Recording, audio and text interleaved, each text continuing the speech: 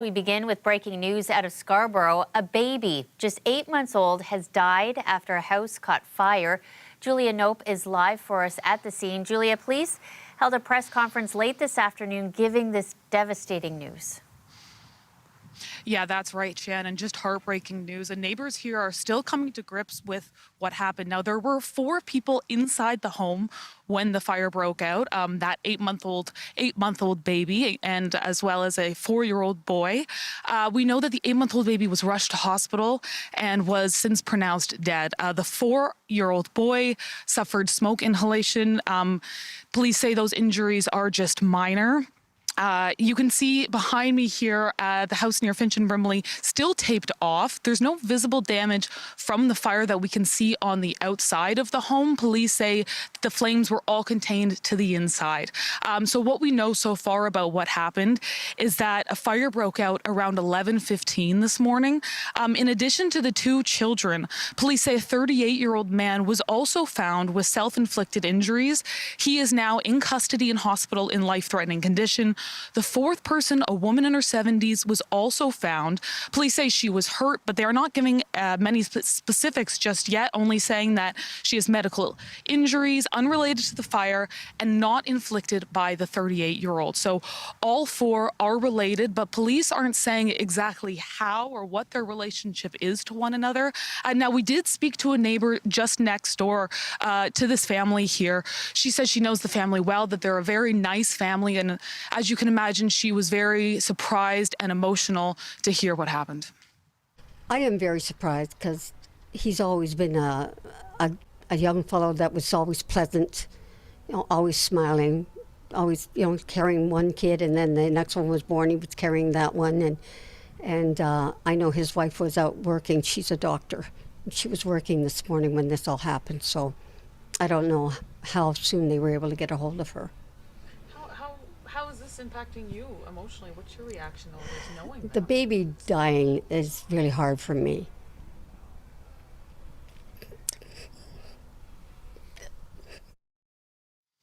Yeah, so very emotional, as you can see here. Still plenty of unanswered questions as well. Police not saying yet how this fire broke out, how big it was, or how much damage there was to the home, but they did say the damage to the community will be felt. We understand that this is a very tragic event and will affect the community and the family involved. We're providing resources to ensure that we can provide them support that they're going to need in the coming future. Yeah, so police saying that the 38-year-old man in hospital in custody will be facing charges. It's unclear at this point what those charges will be. That will depend on the investigation. The Ontario Fire Marshal, Toronto's Homicide Unit, and Toronto Fire all working together on that investigation now to figure out exactly what led to this tragedy. Shannon. Really upsetting. We appreciate your reporting on this, Julia. She's reporting for us from Scarborough tonight. To the U.S. next, 2 days before Donald Trump is sworn in as president, thousands march in Washington, a show of resistance to his expected policies.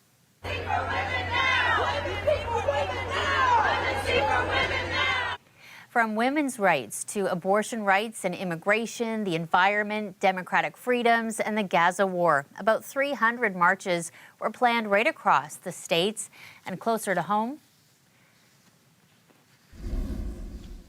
some people gathering in Toronto, rallying near the U.S. consulate in solidarity with those protests in the U.S. This one organized by the Toronto and York Region Labour Council, among others. Organizers say they are marching against hate and the far right. Many attending also expressing concern over the threat of tariffs. Canada has been a great partner with the United States, and for him to threaten Canada economically the way he has with these tariffs is beyond the pale. It's beyond inappropriate. We as Canadians need to stand up for the integrity of our country and say no to Donald Trump's threats that are going to destroy thousands of jobs, that is going to change our policies about who we welcome or don't welcome in this country. I'm worried about the suggestions of tariffs and him trying to take over Canada. You heard it there. Something Canadians will be watching closely come Monday is what happens with Trump's repeated tariff threats. Let's bring in Mahmoud Nanji. He's a policy fellow at the Ivey Business School and a former associate deputy minister at the Ontario Ministry of Finance. Thanks for being here. Pleasure to be with you. You know, there is still so much uncertainty. We don't know exactly what could happen with these tariff threats, but, you know, we've heard the threats now for quite some time. When you think about the potential impact on Ontarians and Canadians, what goes through your mind? Well, Shannon, as some observers have noted this week, this is probably the most significant or more serious sovereignty, economic prosperity challenge Canada has had since the Second World War. The potential impacts are huge. There are huge risks here. And, you know, of course, the devils are in the details, and we'll find out more about that on Monday or in the subsequent days. It all depends on the nature and scope of these proposed tariffs or the economic force that he proposes to use. So will the tariff be effective immediately, or will it be staggered? Will it be 10%, 15%, 25%? Will it be on all goods or some goods? So there's a lot of unknowns here, but if you assume that this is going to be sort of the worst case scenario with 25% tariffs on all goods, then the impacts are going to be quite significant on jobs, GDP, investment, prices going up. Now, in terms of Ontario specifically, vehicle production is the second largest export of Canada. There are 1.5 million vehicles produced each year. And this is a very integrated sector, the Canada-US auto sector. You know, there's about 500,000 direct, indirect jobs related to this. And so it will have impact on both sides of the border. And, you know, for somebody who thinks, well, I'm not in the auto sector, so that's not going to impact you, I would ask you to think about that carefully, because this will have ripple effects. So if you don't work in an auto plant or in a parts manufacturer facility, you could be a truck driver who's bringing those parts. You could be owning a fuel station that's going to be impacted. You could be owning a restaurant where the activity and the traffic declines. So this has far-reaching consequences for a lot of Ontarians and Canadians. We have been hearing a lot from the federal government. We've been hearing a lot from premiers, as you mentioned. Do you think Canada is prepared for Monday?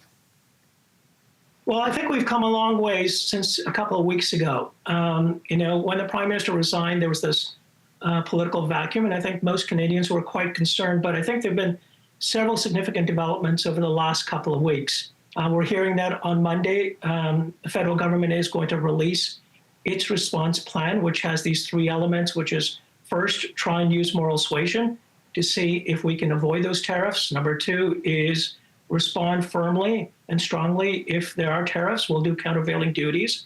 And number three is that we need to diversify our trade and see if we can find new markets. But that is a longer term thing. And finally, you know, the federal government has also said that if there are impacts on businesses and workers, they're prepared to provide support and relief programs like they did in the pandemic.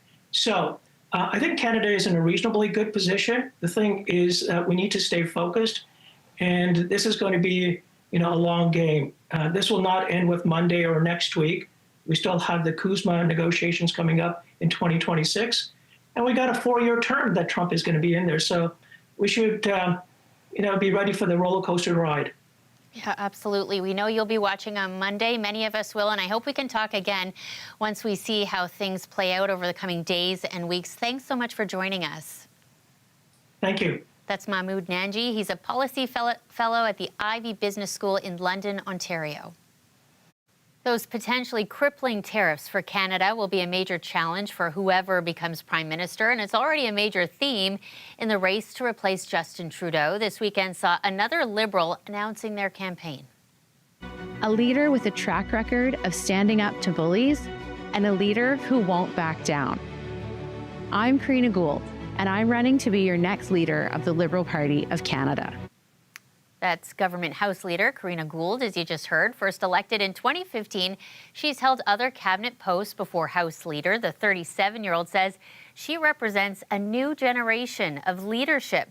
Chrystia Freeland also releasing a campaign video today after confirming yesterday she's entering the race. The coldest air of the season is about to hit the province. A polar vortex will bring bitter wind chills, and that's got organizations stepping up to keep people living on the streets as warm and safe as possible. As Tyreek Reed shows us, that includes an annual effort by Toronto Police.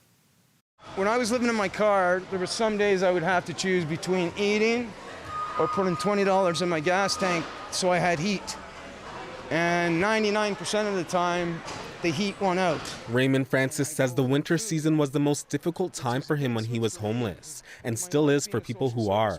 Because of that, Toronto Police, along with volunteers, are doing their part to keep them warm by packaging and distributing 3,500 winter survival kits. We see the needs that they have. So understanding that we can do something that can help them get through this winter season, like these kits, is important to us.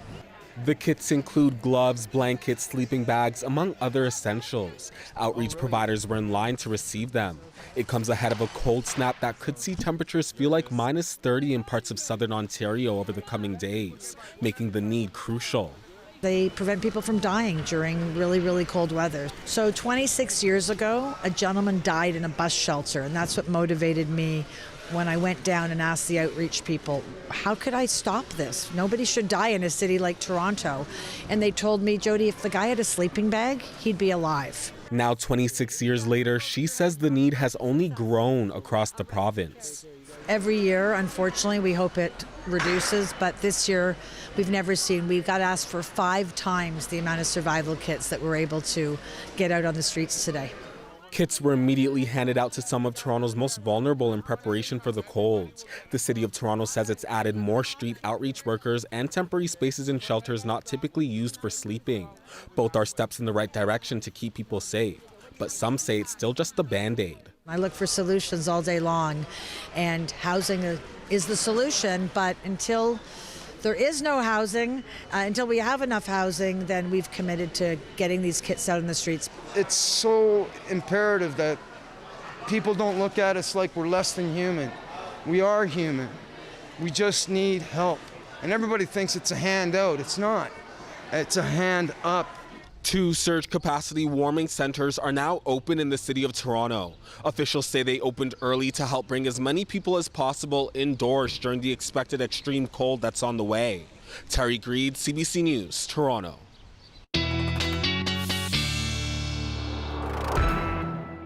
Sophia joining us now with details on this polar vortex. You know, when you hear that phrase, it's never good. No, it has a real notorious name, Shannon. The amount of people that talked to me this week inquiring about this incoming cold snap. Yes, the rumors are true, folks. Some of the coldest temperatures you've seen in years are right around the corner. We're talking about minus double-digit high temperatures and wind chills in the -20s. Yes, this notorious polar vortex is back in the picture. What does this mean?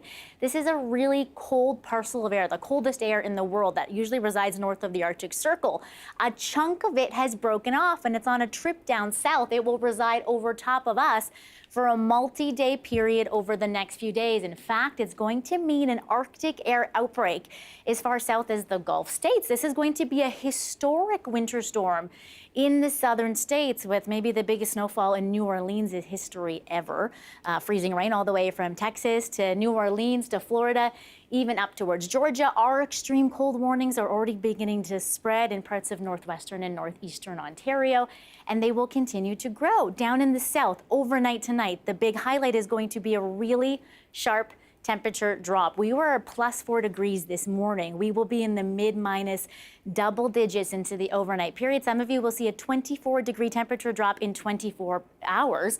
And what this usually means is black ice is a real concern. So surfaces will be super slippery into the overnight period. So drive and tread very carefully with this sharp and sudden freeze. Let's take you day by day through this. Sunday is the first really cold day. The cold really sets in the south Tuesday and Wednesday, when the warmest part of the day will feel like the mid-20s. Shannon, those are the coldest temperatures since 2019 for many of you. Yeah, I believe it. It's going to be a chilly few days. Thanks so much, Sophia. Bundle up. That's our show for you tonight. Thanks so much for joining us. We'll see you again soon.